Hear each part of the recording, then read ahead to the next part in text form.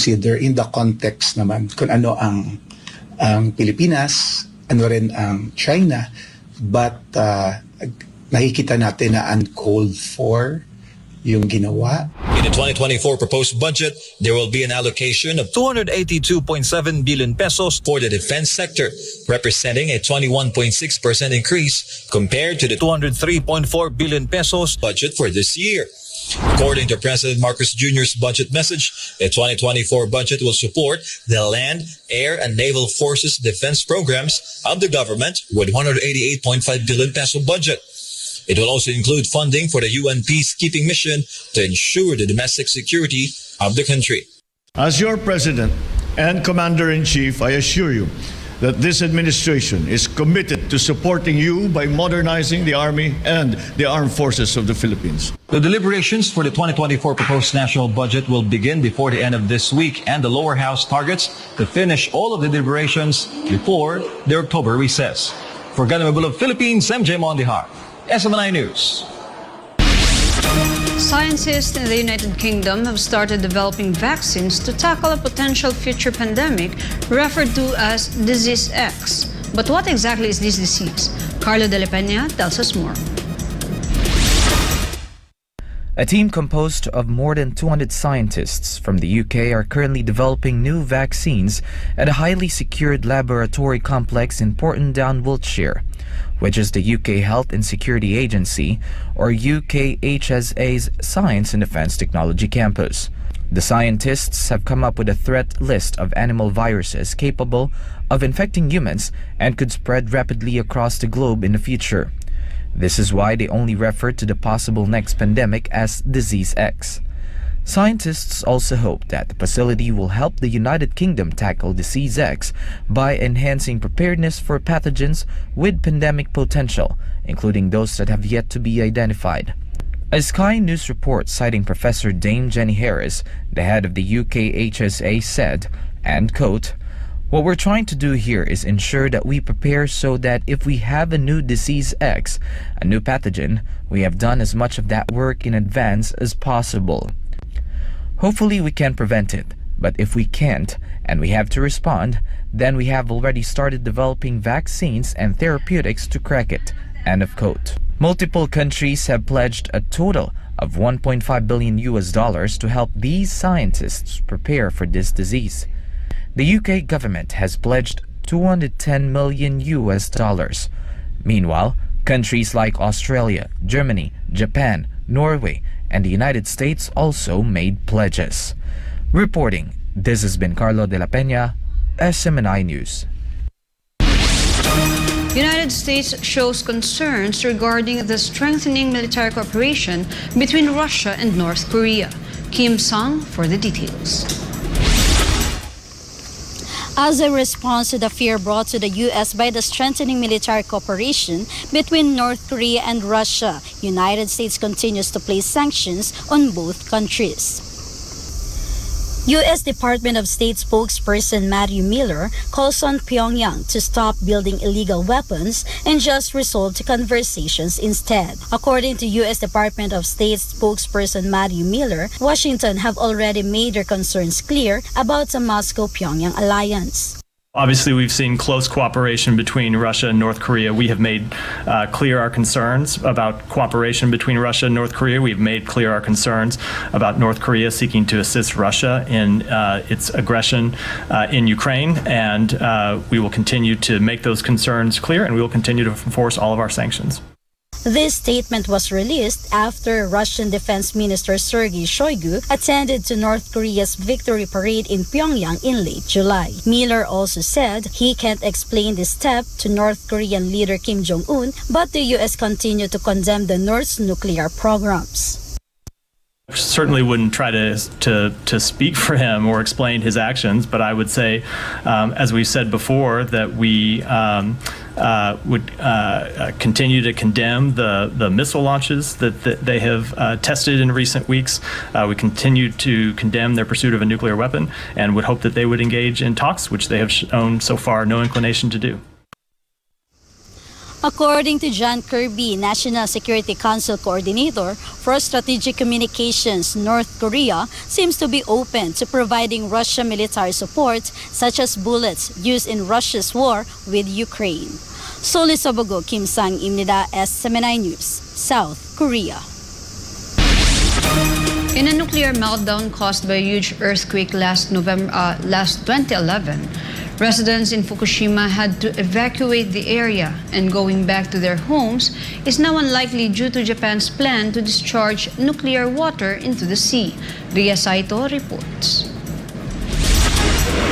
With the Japanese government's eagerness to continue with the plan to discharge contaminated radioactive water from the Fukushima nuclear power plant, residents from the prefecture continue to bear the weight of not being able to go back to their homes.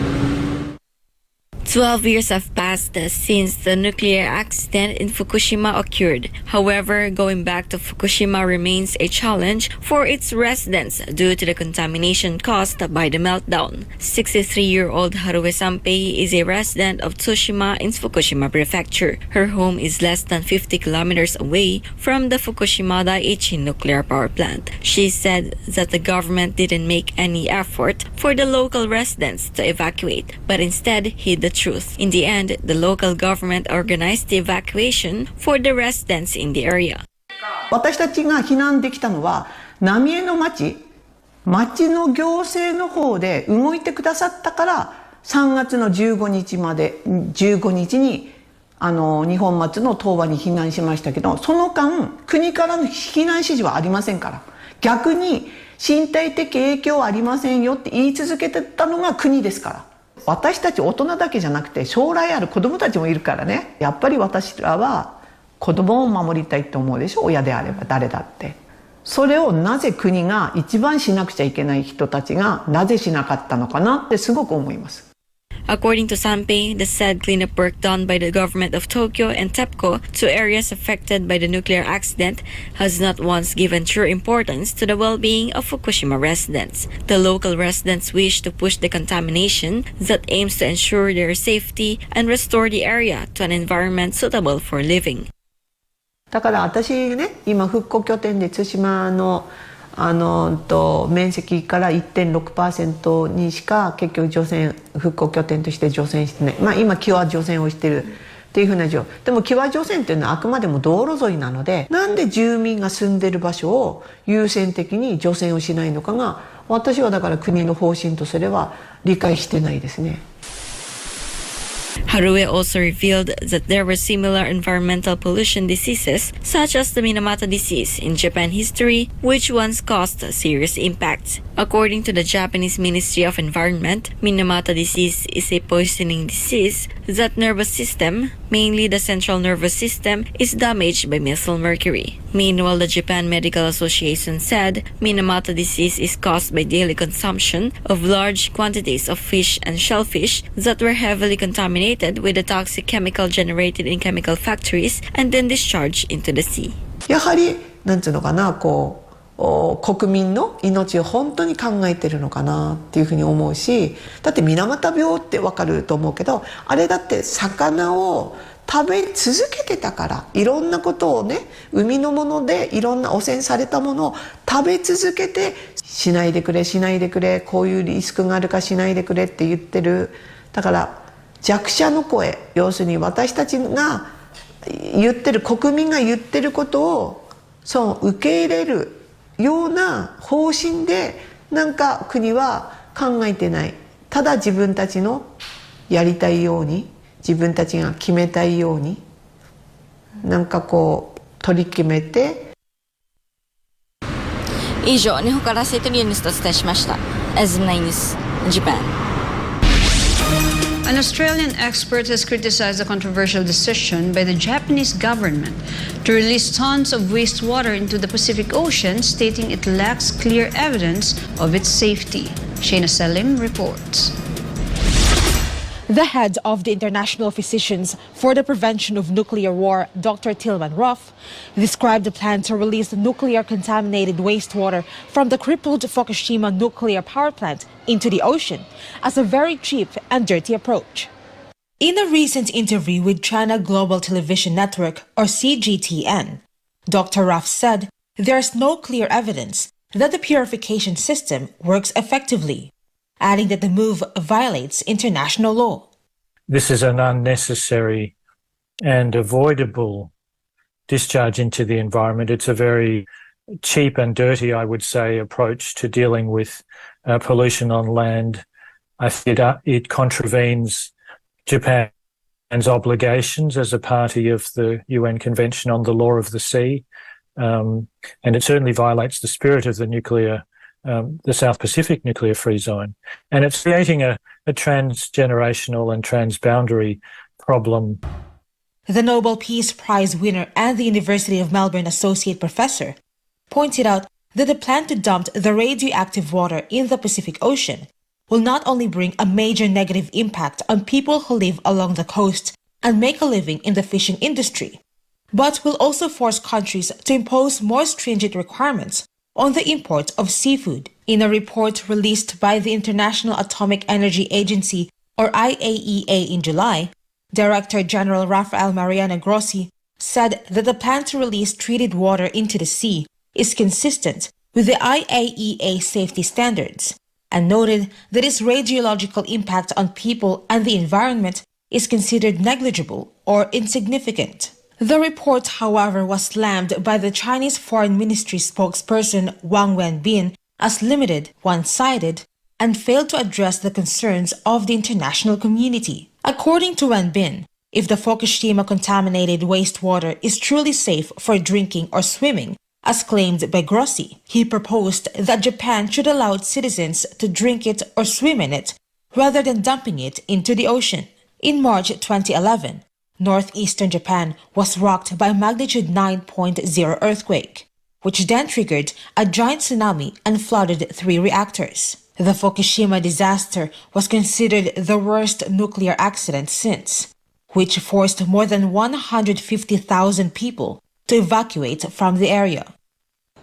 The Australian expert urged the international community to use diplomatic channels in expressing their concerns about the issue and to support Pacific Island nations in urging Japan to take more responsibility. Reporting from New South Wales, this is Sheena Selim, SMNI News, Australia. More news when Newsline World returns.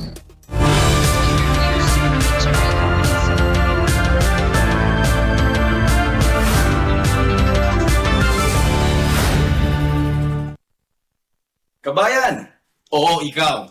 Alam mo ba na you can win lots of prizes when you bring home a guest in the Philippines?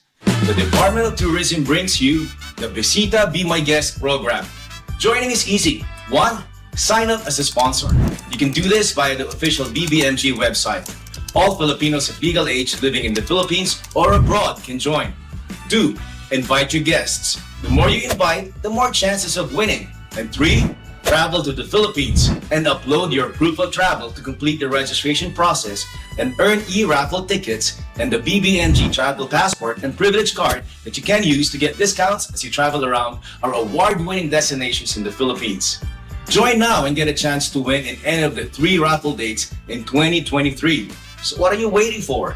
Come home and bring a guest to the Philippines. Sign up, invite friends and family, and travel to the world's leading beach and dive destination and the world's leading country destination for tourism, the Philippines. Bisita Be My Guest in the Philippines.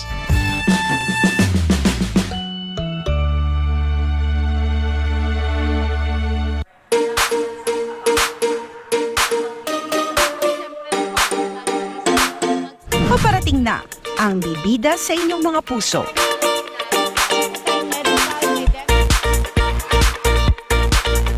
Ang programang Bida sa Serbisyo. Bida sa Updates. At bida sa kwentong overseas Filipino workers. Malaking tulong.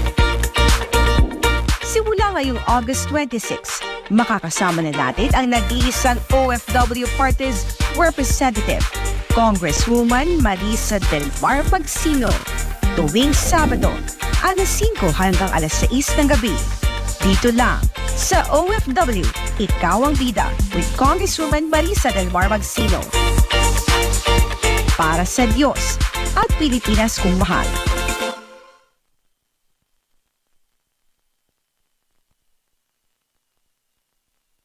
Hey, we're glad you found SMNI News. If you subscribe to TV programs that help build the nation, then we got you covered.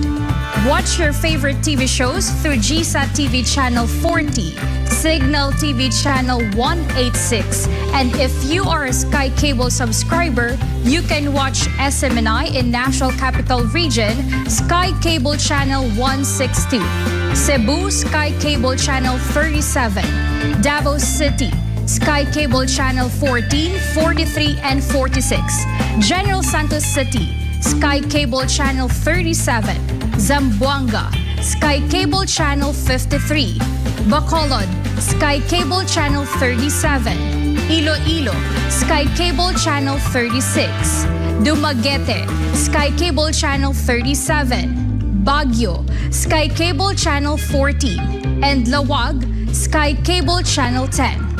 You may also watch SMNI on digital TV in Davao City and Manila, and also in TV Plus and GMA Afford the Box, and over 500 cable TV affiliates nationwide. Watch SMNI on digital channels in Mega Manila, Channel 39 and 43. We are also on analog TV in Laoag, Channel 35, Isabela, Channel 37, Vigan, Channel 38, Roxas, Channel 39, Butuan, Channel 39, and Davao, Channel 43. If you're on your mobile phone, download SMNI app or visit smni.com to get the latest news, updates, and more. Also, browse through the day's top stories and receive notifications for breaking news. Watch us live on our official Facebook and Rumble accounts, and you can also follow us on Instagram, Twitter, and TikTok, so you don't miss out on our extra minute segments. Wherever you decide to watch, we're glad you choose SMNI News, the home of nation builders who bravely bring truth that matters.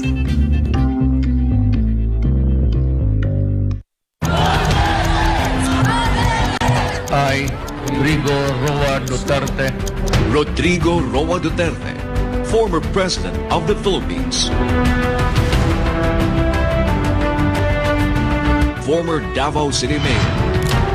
Well-loved Filipino public servant.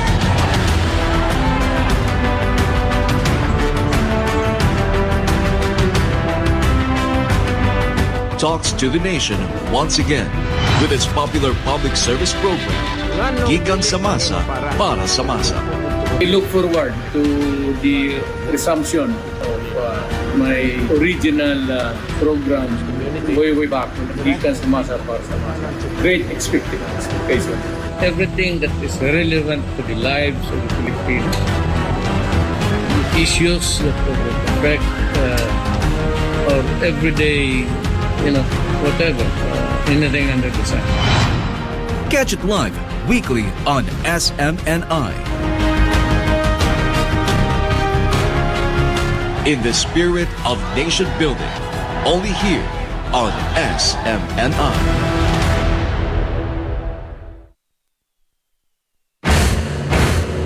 Pag nakakakita ko ng salapi, nakikita ko ang isang biyaya na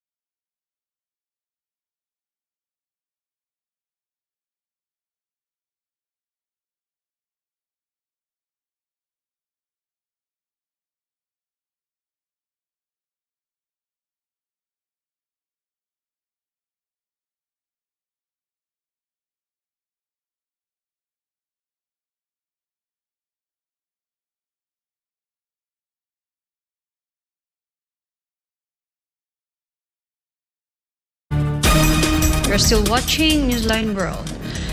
The world's oceans just kept on getting warmer. Experts warn this alarming trend has the potential to threaten not only marine life and coastal communities, but could also lead to food insecurity in some parts of the world. Jean Domingo is back for more news.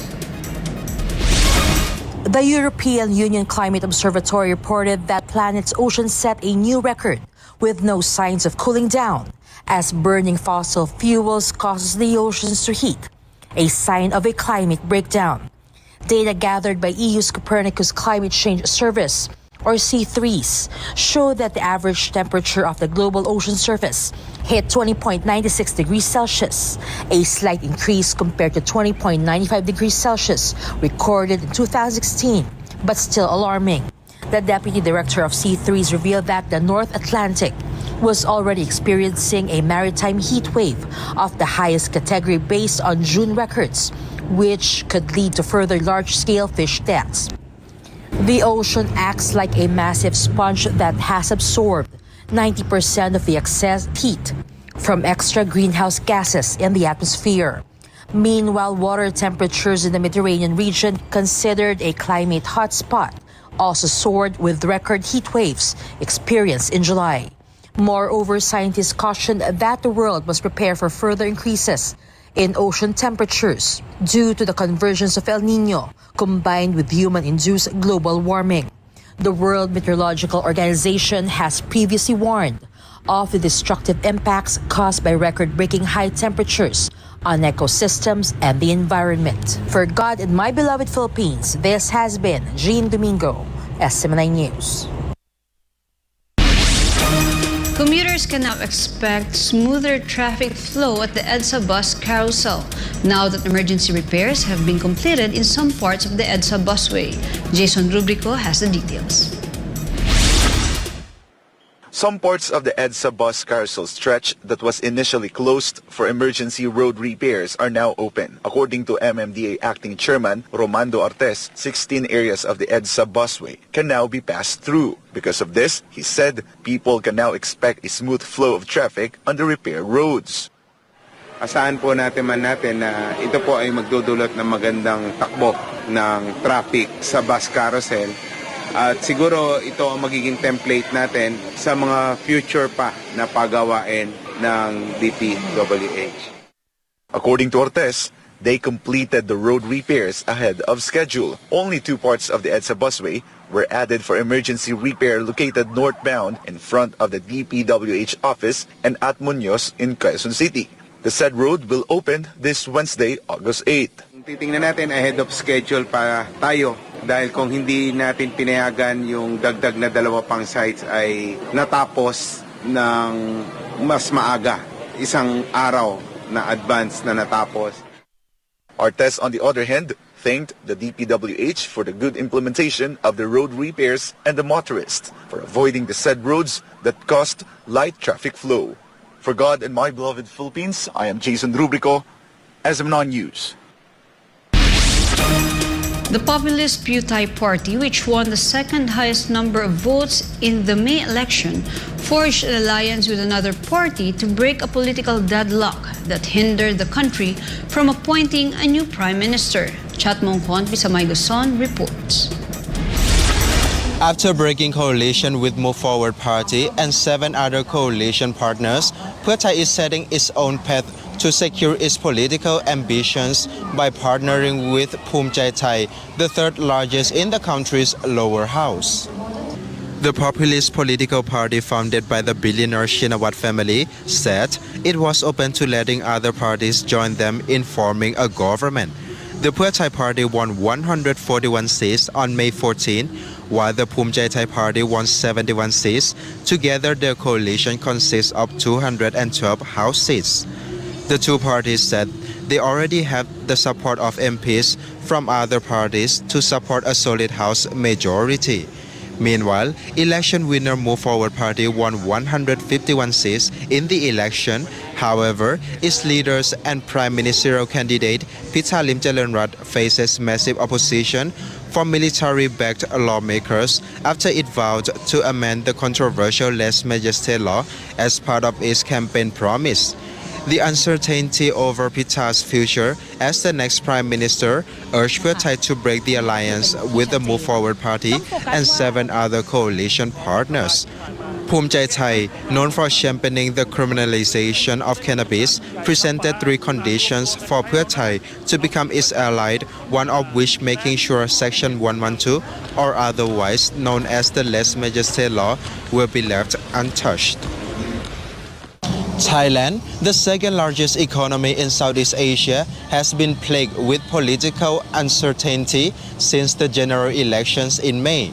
The alliance between Pheu Thai and Phum Jai Thai comes as the country waits for the next parliamentary vote for Prime Minister. รายงานจากกรุงเทพมหานคร นายชัดมงคลพิสมัยโกศล SMNI ประเทศไทย สวัสดีครับ An Indian spacecraft is getting closer to making history with a successful landing on the moon's surface after it entered the lunar orbit a few days ago. The details with Aniza de Guzman. The moon is the closest major destination to Earth, making it one of the most popular targets for space exploration missions. In recent years, India has focused on setting foot on the moon and Mars, with the deployment of the Chandrayaan-3 spacecraft standing as proof of its strong commitment to its space ambitions. The Indian Space Research Organization ISRO released the first images of the moon from the lunar lander after entering the orbit on Saturday, August 5. Chandrayaan-3, which means moon vehicle in Sanskrit, was launched on July 14. The spacecraft will attempt to land on the moon's surface on August 23. Upon landing, the 6-wheeled rover will collect data and conduct a series of scientific experiments to learn more about the moon's composition, with all the information to be sent back to Earth for analysis. So far, only the US, Russia, and China achieved a successful lunar landing, with India getting closer to being the 4th nation to do so. If successful, the ambitious mission will make India the first country to perform a controlled soft landing near the South Pole and the 12th country to send spacecraft to the moon. Di siya Anisa de Guzman, Rangan Chakuntep Mahanakon, SMNI News, Pratathay, Sawadika.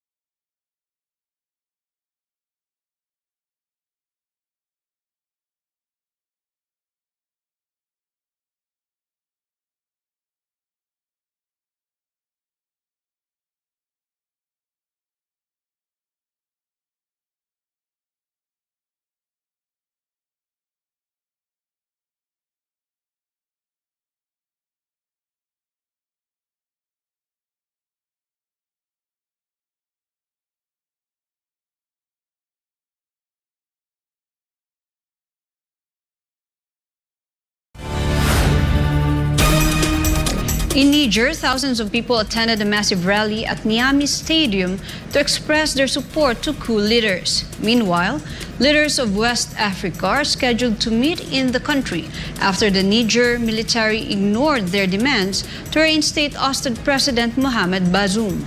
Berhil Parba has the report. The people of Niger appear to have spoken when thousands of people gathered at a stadium in capital Niamey to show their support for the coup leaders who ousted elected President Mohamed Bazoum. The recent gathering shows a delegation of the National Council for the Safeguard of the Homeland, or CNSP, arriving at the 30,000-seater stadium and greeting people in the crowd.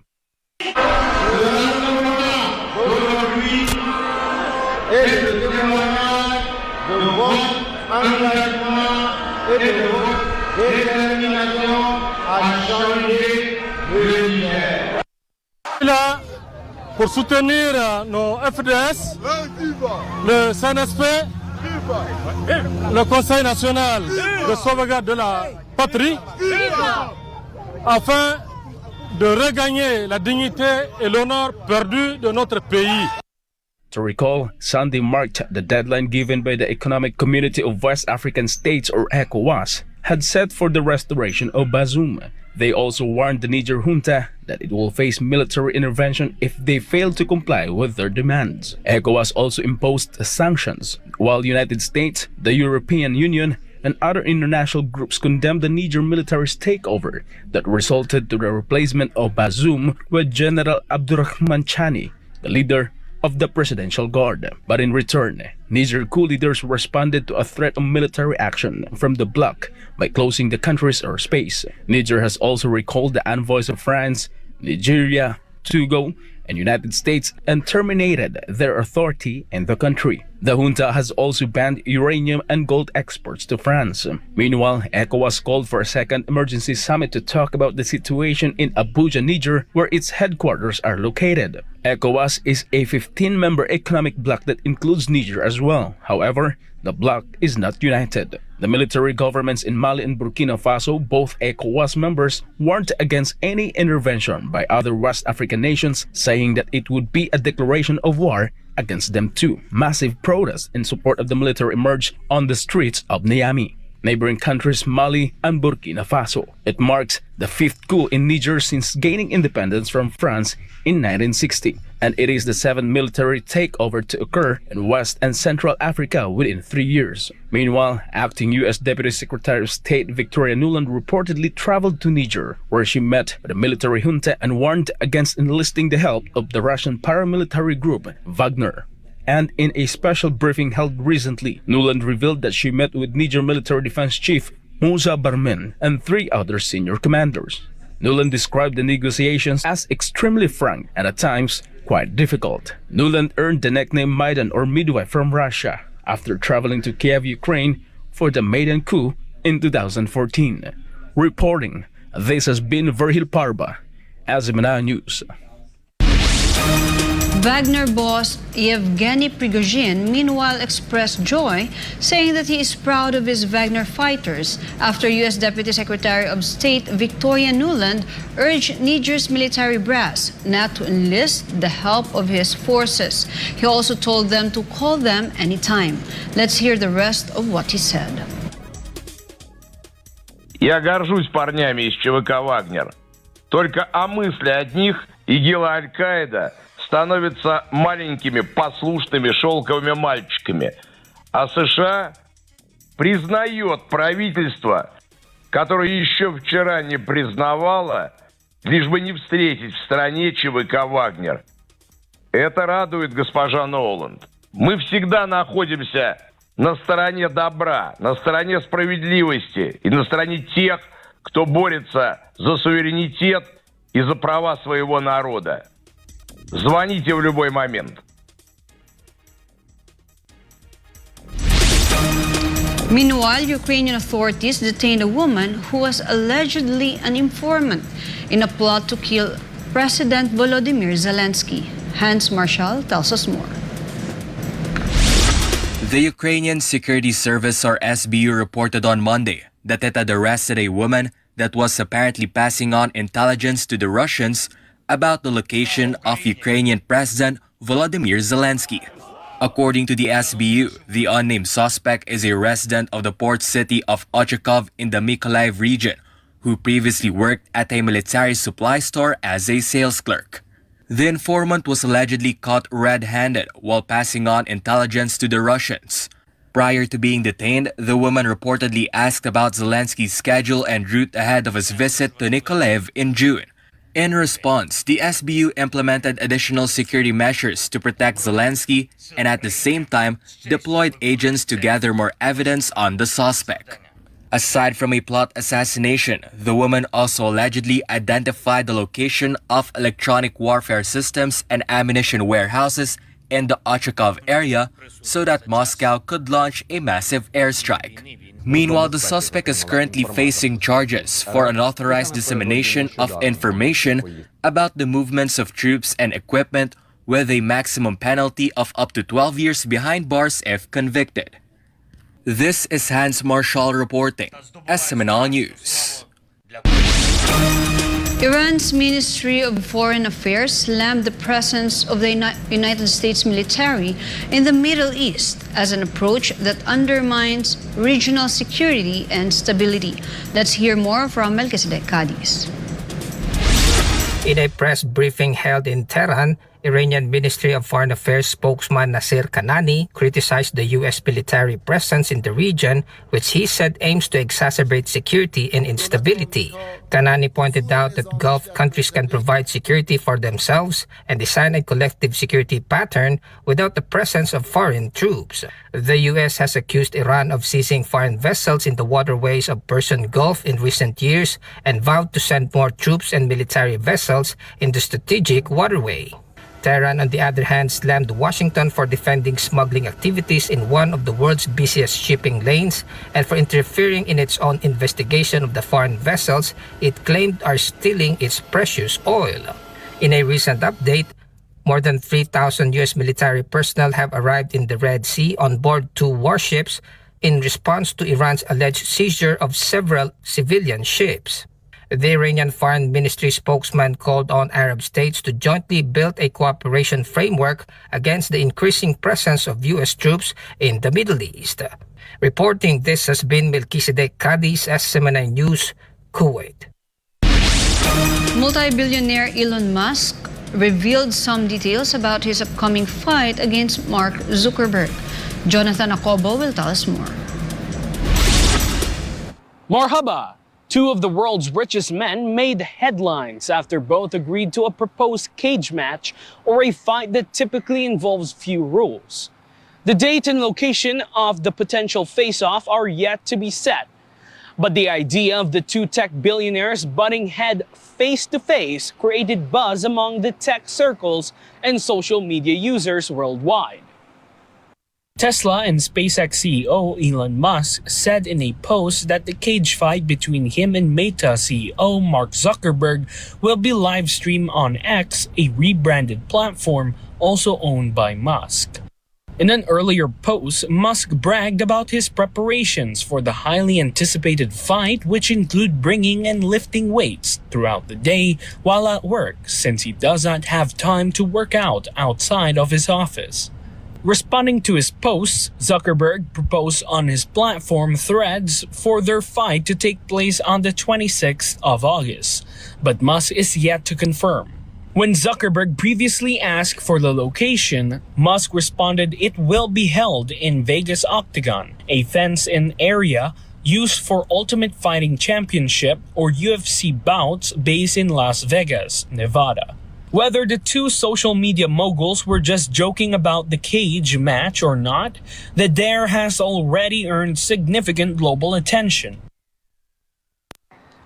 The squabbling between the 2 multi-billionaires began when Zuckerberg launched Meta Threads, a new competitor to Musk's X platform, formerly known as Twitter. Tajulak Almazin Mentatiti at karum na bahay ka na Jonathan Cobles My News na Tidab Emirates. And before we end, may you be inspired with the message of the appointed Son of God.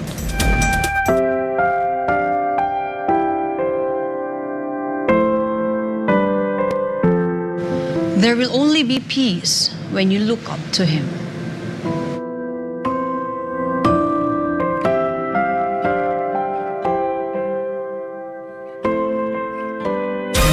That's all for today's edition of Newsline World. For more news update, you may visit SMNInewschannel.com or follow us on our official social media accounts on Rumble, Facebook, and Twitter. For God and my beloved country, the Philippines, I'm Ruth Hamilton. Thank you for watching Newsline World. And thank you to our beloved pastor, Pastor Apollo C. Kibuloy, for the opportunity to be a part of this program. May you continue to listen on SMNI as it delivers nothing but fair, truthful, and balanced news. Because SMNI is your source of